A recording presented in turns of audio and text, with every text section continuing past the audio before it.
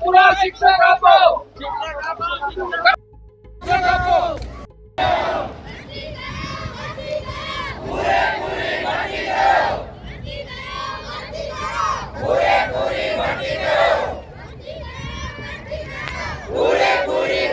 કચ્છ જિલ્લામાં શિક્ષકોની ઘટને લઈને મુન્દ્રામાં ભયંકર વિરોધ સામે આવ્યો છે. આ સમગ્ર વિરોધનું આયોજન આશાપુરા ચેરિટેબલ ટ્રસ્ટ દ્વારા કરવામાં આવ્યું છે. ભરતીની જાહેરાત બાદ હજુ પણ શિક્ષકોની જગ્યા ભરાઈ નથી. આ વિરોધ પ્રદર્શનને લઈને પોલીસ બંદોબસ્ત ગોઠવવામાં આવ્યો હતો. હાથમાં બેનરો અને સૂત્રોચ્ચાર સાથે આક્રમક વિરોધ નોંધાવવામાં આવ્યો છે. ચક્કાજામના કારણે વાહનોની લાંબી કતારો લાગી હતી. જોકે તે પછી કચ્છ પોલીસ દ્વારા આંદોલનકારીઓની ધરપકડ પણ કરવામાં આવી છે. નમસ્કાર, જમાવટ સાથે હું છું પાર્થ.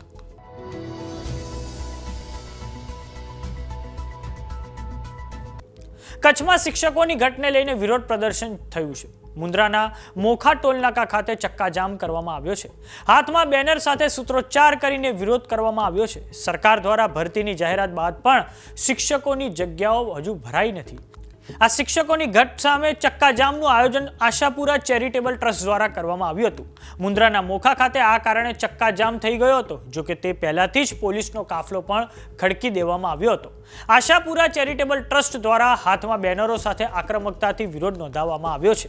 આ વિરોધના કારણે હાઈવે પર વાહનોની લાંબી લાઈનો પણ લાગી ગઈ હતી. આ પછી કચ્છ પોલીસ દ્વારા 50 લોકોની અટકાયત કરવામાં આવી છે. તો આ સાંભળો આશાપુરા ચેરિટેબલ ટ્રસ્ટના પ્રમુખ ગજેન્દ્રસિંહ જાડેજાએ શું કહ્યું છે.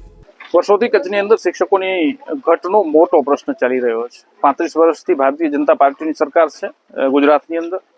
અત્યારે કચ્છની હું વાત કરું તો 10 તાલુકા પંચાયતો ભારતીય જનતા પાર્ટીની છે, 10 સાથે 7 નગરપાલિકાઓ ભારતીય જનતા પાર્ટીની છે, જિલ્લા પંચાયત ભારતીય જનતા પાર્ટીની છે, 6 એમએલએ ભારતીય જનતા પાર્ટીના છે અને એક સાંસદ પણ ભારતીય જનતા પાર્ટીનો છે. તે છતાં વર્ષોથી ચાલી આવતી શિક્ષકોની ઘટ એ આ બધા ચૂંટાયેલા પ્રતિનિધિઓની મોટી ખામી છે અને ક્યાંક સરકારની ગંદી માનસિકતા પણ આની અંદર સ્પર્શ થાય છે. કચ્છની વાત કરું, કચ્છની અંદર જેટલી પણ જમીનો છે, જેટલી પણ કચ્છની સંપત્તિ છે, કચ્છના લોકોની સંપત્તિ છે, ગૌચર સહિત જમીનો નથી છોડી સરકારે ઇન્ડસ્ટ્રીઝને વેચી મારી છે. વાર્ષિક 1 લાખ કરોડ રેવન્યુ કચ્છ પાસેથી ભારત અને ગુજરાત સરકારને મળી રહ્યું છે. ભારતનો એવો કોઈ જિલ્લો નહીં હોય જેની અંદર આટલું રેવન્યુ જનરેટ થતું હશે. આટલી આવક મેળવ્યા છતાં જો કચ્છને પૂરતા શિક્ષકો પણ પૂરા ન કરી શકતા હોય તો હું માનું છું કે ક્યાંક એમની ગંદી માનસિકતા છે અને આ બાબતે અમે લડત શરૂ કરી છે.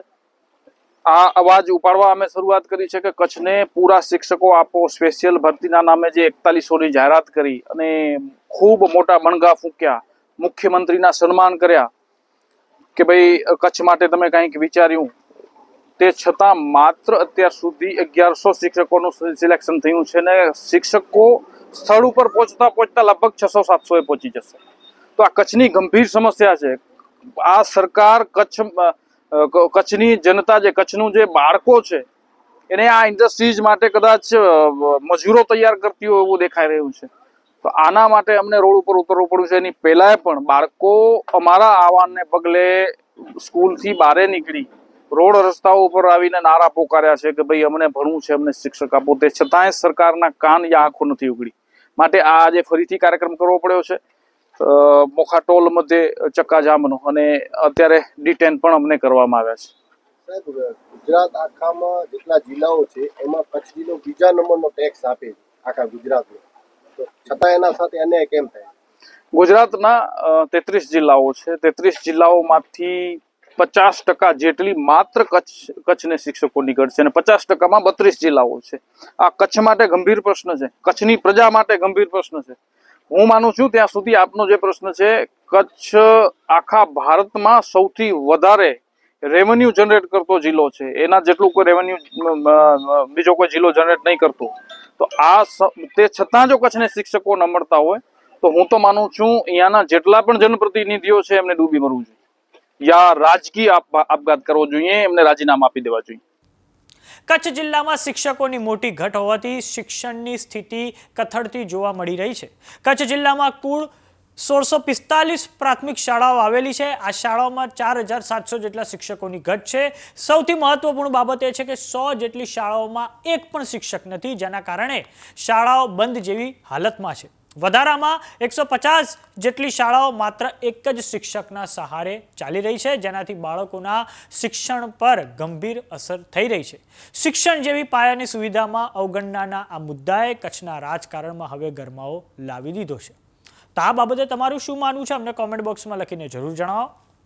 જો તમે અમને યુટ્યુબ પર જોઈ રહ્યા તો સબસ્ક્રાઇબ કરો. જો તમે અમને ઇન્સ્ટાગ્રામ અને ફેસબુક પર જોઈ રહ્યા તો ફોલો કરો. સાથે જ અમારી વોટ્સએપ ચેનલ આવી ગઈ છે, જોઈન કરવાનું ના ભૂલતા. નમસ્કાર.